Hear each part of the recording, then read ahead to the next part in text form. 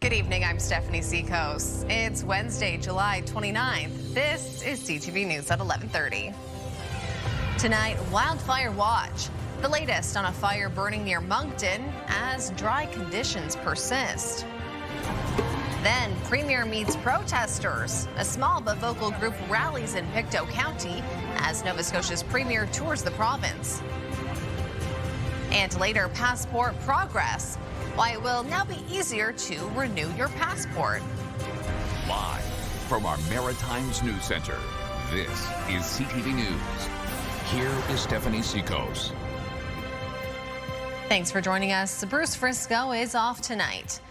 Firefighters have been wrestling with an out-of-control fire in southeast New Brunswick for more than 24 hours now.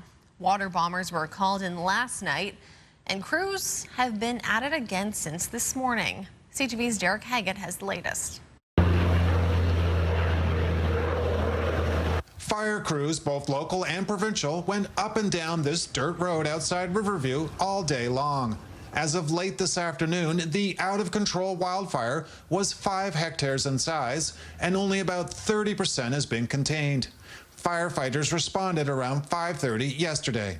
I know these things can spread quickly, especially with the fires in Nova Scotia that we had seen that were really devastating. So just trying to keep tabs on things. Water bombers were used last evening, and aircraft were back circling around the area today. Just before noon, the town of Riverview notified residents there was currently no threat to the public, but there's concern for those who live a few kilometers away. This hasn't happened before, but I'm not surprised. We live in an area that backs on hundreds and hundreds of acres of forest. Yesterday was more of a concern when the fire's announced, and overnight when it grew in size, but fire department's there now. While you can smell the smoke, it's tough to see in the area, but the size can clearly be seen from an elevated view in Moncton. Fire trucks traveled back and forth to this hydrant in town until a massive water tanker arrived early this afternoon. I spoke briefly with Riverview's fire chief today, who says there were about 30 firefighters from Riverview, Hillsborough, and the Department of Natural Resources doing everything they can to make sure this fire gets under control. The town closed off a section of a nearby hiking trail as crews kept working all day in the heat and dry conditions. Derek Haggett, CTV News, near Riverview, New Brunswick. Meanwhile, in Nova Scotia, a wildfire on the eastern shore has officially been declared under control after burning for 2 weeks. The Mooseland Road wildfire was first detected around 7 p.m. on July 15th. It grew to roughly 1,400 hectares or 14 square kilometers. The fire prompted a mandatory evacuation order for people in 100 homes, cottages, and cabins. While the fire is now out, the Department of Natural Resources calls this development a key milestone. It says at this point the fire is not expected to grow. However, it still has not been fully extinguished. Get the Maritimes top stories, breaking news alerts, and watch live. Download the CTV News app. Nova Scotia Premier Tim Houston continued his tour of the province today with a stop in Pictou County. He was once again met with protesters. A small but vocal group was waiting for the Premier when he arrived at the Chamber of Commerce. Social media brought posts brought about 25 or so people to the rally, singing and chanting. Compared to yesterday's shouting in Bridgewater and violence in Wolfville, this was a more restrained affair, even with some protesters yelling their opposition, though everyone stayed behind a barrier. Houston engaged with the crowd and took questions from those in attendance. There are so many issues now, but what got me started coming out to the rallies was my deep concern over the peaker plants that have been proposed for Marshdale and Salt Springs here in Pictou County. These are going to be big impacts for our kids and the next generation and the environment. What they're planning to do right now, and we thought we were done with the fracking bit. That was already, the moratorium was put on in 2016. People fought really hard for that. Houston says he values the opinions of those who showed up today. He also said his government has to do what's best for the province based on the science, something he also said to protesters. Houston's next stop on his Chambers of Commerce tour is Tuesday in Truro. Nova Scotia is making changes to the way RCMP are billed for their services across the province. It's a major change to the policing model and one that the government says will make communities safer. CTV's Jesse Thomas has those details. Nova Scotia is making big changes to how RCMP police the province by changing the way they bill the RCMP for its service. A move the Justice Minister says will make communities safer. If you're talking a small rural constituency or small rural municipality that has a huge geography but a really small population, that model just didn't fit. For years, the province and municipalities have paid the RCMP for policing based on the number of officers employed at each municipal detachment. That's changing in October, where the province will move to a data-driven funding formula, looking at data and facts like the Crime Severity Index to measure policing needs in communities, along with demographics like population and geography as a means for staffing. We're moving away from that really rigid per-officer cost model and towards a calculation that is service-based, data-informed, and grounded in operational need, service demand, community risk, geography, and much broader public safety pressures. Officials say this funding approach will lead to a more coordinated policing model and also save municipalities money. But the province wants municipalities to put those savings back into public safety initiatives of their choice. For example, many times a fully kitted, trained police officer has to sit in an emergency room with someone for hour after hour, and that keeps them off the street. Maybe somebody else would have the skill set and the training to do that job. Maybe that's something that municipality might invest in. Jesse Thomas, CTV News, Halifax. Halifax police have released photos of suspect vehicles involved in a shooting last night. Police say they need the public's help identifying the drivers and passengers in two vehicles that were on Alfred Street in Dartmouth just before 7 o'clock. One car is a silver Honda Civic. The other is described as a dark-colored sedan. Officers responded to calls of gunshots in the area, and shell casings were found. No injuries were reported. Anyone with information is asked to contact police. Bell Canada says copper wire theft has increased by triple digits year to year in New Brunswick. The province is leading a national surge of incidents for the first half of the year. Bell, which is the owner of this television station, says there have been 268 incidents of theft and vandalism reported across its infrastructure in New Brunswick so far this year, which is a 235% increase compared to last year. CTV's Nick Moore reports. The telecommunications company says Ontario and New Brunswick account for most of the increased theft reported across the country, a 78% increase nationally over the same period in 2025. Bell says rural areas around Fredericton and Charlotte County continue to be the hot spots for copper theft activity around New Brunswick, with more recent activity in the Moncton area. We've been investing a lot in improved surveillance so that we can be more robust in the way that we respond to the thefts. And also a big win more recently was the passing of Bill C-14 federally, which really tightens bail practices and strengthens sentencing for those people caught vandalizing critical infrastructure. St. John Police responded to a report of copper wire theft on Redhead Road early Saturday morning at around 3:30 a.m., which caused an internet outage. And last week, New Brunswick RCMP said a 38-year-old man from Seeley's Cove was arrested in relation to copper wire theft at a local tower targeted frequently with theft and vandalism. The Mounties say it used a drone as part of that investigation. Nick Moore, CTV News, St. George. Still to come tonight, Kaylin Mitchell will have your full maritime weather forecast, including some rainy details. But next, park problems. A lot of gatherings, loud noises, parties. Why some parks in the Halifax area are now closing earlier. That story is just after the break.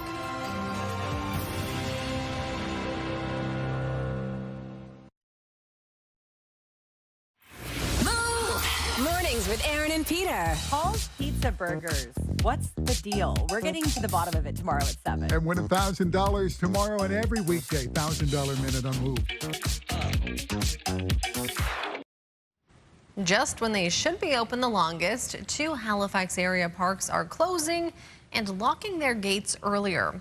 It's a move in response to vandalism and safety concerns. CTV's Emma Convey reports.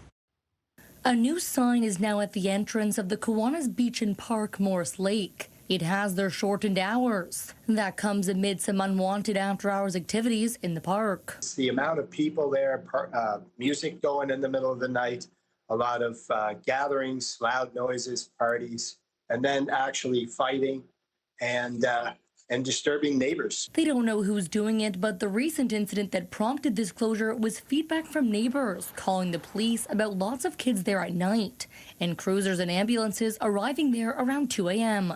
It became the violence happening by the side of the road. And particularly, I was informed that, someone got assaulted there and was chased down the road. They hope locking up at dusk will deter these behaviors. As soon as we hear that kind of stuff, that's not what the community represents and absolutely not acceptable for the park to be accommodating anything like that. It's not the only park having to close at night. The Acadia Park and Community Centre in Lower Sackville has seen an increase in safety concerns and vandalism. Benches destroyed, our wooden picnic tables get totally destroyed, scratched on, people trying to etch their name or symbol. Since opening in 2010, this is the second time volunteers here have had to close at night because of vandalism. They say people are sleeping in the park, doing drugs on the back tables, and damaging the property. The wooden picnic tables, when they're finished destroying them, they light them on fire. So we've had the fire department down here, things like this, and we get the police. The most recent incidents prompted the locked gates. There were people in the park letting off fireworks. And as you can see, we have a lot of greenery around here that can catch fire. The volunteers say it's disheartening and worrisome to see their spaces no longer respected. Those who run both of these parks say if you see anyone going inside the parks beyond their hours, contact police. Emma Convey, CTV News, Lower Sackville. On Prince Edward Island, a staffing shortage is shutting down the ER at the Western Hospital for the 4th time this month. The emergency department in Alberton was closed today and is expected to reopen tomorrow morning at 8. The closest ER is about an hour away at the Prince County Hospital in Summerside. Health PEI says to call 911 for an emergency or 811 for health advice. And in Nova Scotia, the ER at Lunenburg's Fisherman's Memorial Hospital is closed until 7:30 tomorrow morning. A construction of a new residential community in the middle of Halifax promises housing for thousands of people. The developer is also promising it won't create a traffic nightmare like many people fear. CTV's Callum Smith reports. The land is being cleared to pave the way for building. A 73-acre footprint that can be seen from the McKay Bridge. This space behind Mount St. Vincent University could see around 7,800 people living here in the next decade. The original development agreement was inked in 2018, but since that time, HRM has changed some of their planning requirements through the Housing Accelerator Fund to allow for some additional height to increase density in response to the housing crisis. And that would almost certainly put more cars on already choked streets like the nearby Bedford Highway. Primarily, my immediate concerns would be the traffic. I don't know if the Bedford Highway and Lacewood are going to be equipped to handle this kind of extra volume, particularly in the morning and rush hour traffic. The developer says traffic and noise are common complaints when it comes to new builds. As for traffic concerns, Southwest Property CEO Ben Young tells me that this will be a first-of-its-kind project for Halifax, being truly walkable, allowing folks to get to coffee, restaurant, or grocery stores. He says when people do need to leave the area, though, transit will come through the subdivision. Asked if this $1.6 billion proposal is an unprecedented scale for development, a city planner says, No, I wouldn't say that. I mean, historically, perhaps, but as of late, there have been several developments of this size. A city survey is due by Friday. Then a vote to approve or deny the additional units will come to Community Council early next year. The total unit count will depend on that and the market, but single-family homes are to be ready within the next 4 to 5 years, and the multi-unit buildings will take 8 to 11 years. Callum Smith, CTV News, Halifax. Time for a quick break. When we return, we'll have your complete maritime weather forecast. But first, it was a pleasant evening for a walk around downtown Halifax, though we did see the fog roll in. Coming up, Kaylin will tell us about some rainy conditions headed our way. Stay with us. We'll be right back.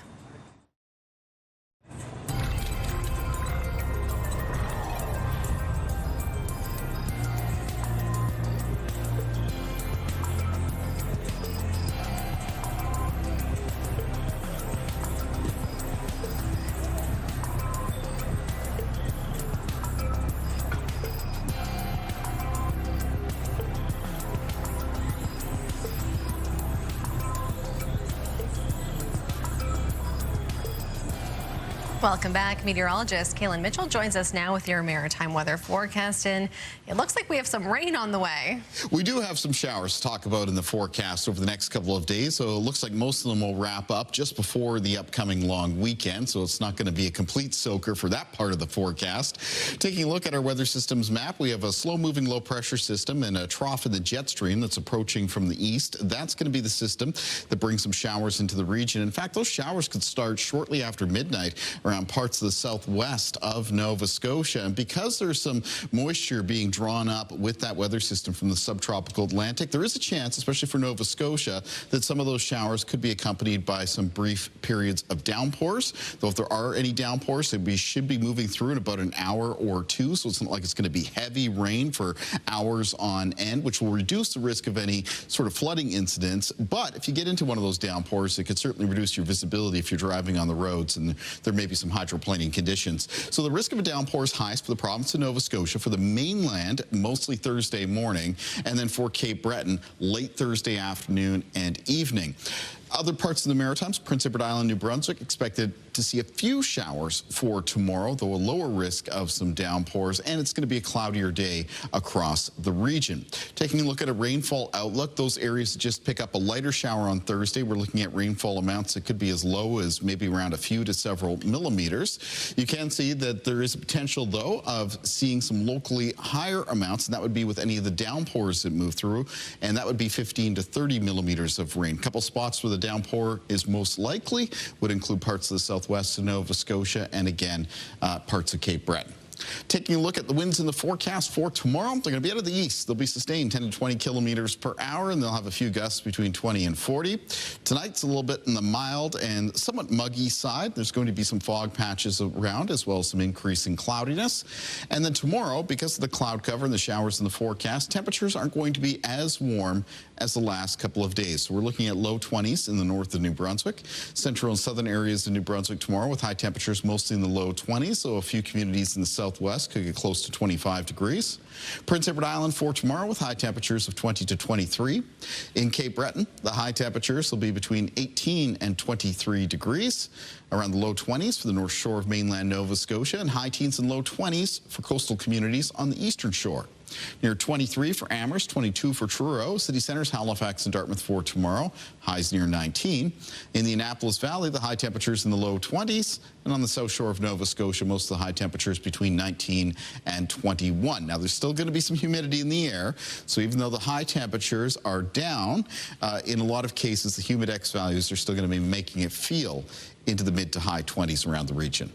For New Brunswick, a few more isolated showers on Friday, then a mix of sun and cloud. Very warm temperatures expected Saturday and Sunday before returning chance of showers on Monday, and then after that a mix of sun and cloud Tuesday into Wednesday of next week. For Nova Scotia, showers with a risk of a downpour for tomorrow, some scattered showers on Friday. Cloudier conditions on Saturday, but then Sunday, a mix of sun and cloud. Looks warmer. After that, there'll be a chance of some showers late in the day on Monday and on Tuesday of next week, and then Wednesday, a mix of sun and cloud. And for Prince Edward Island in the forecast, we were expecting a few showers over the next couple of days. And some cloudier conditions on Saturday, but then a mix of sun and cloud, highs near 26 on Sunday. Low chance of showers right now on Monday and on Tuesday of next week, and then a mix of sun and cloud on Wednesday. Stephanie. Thanks, Kaylin. We'll take a short break now. Stay with us.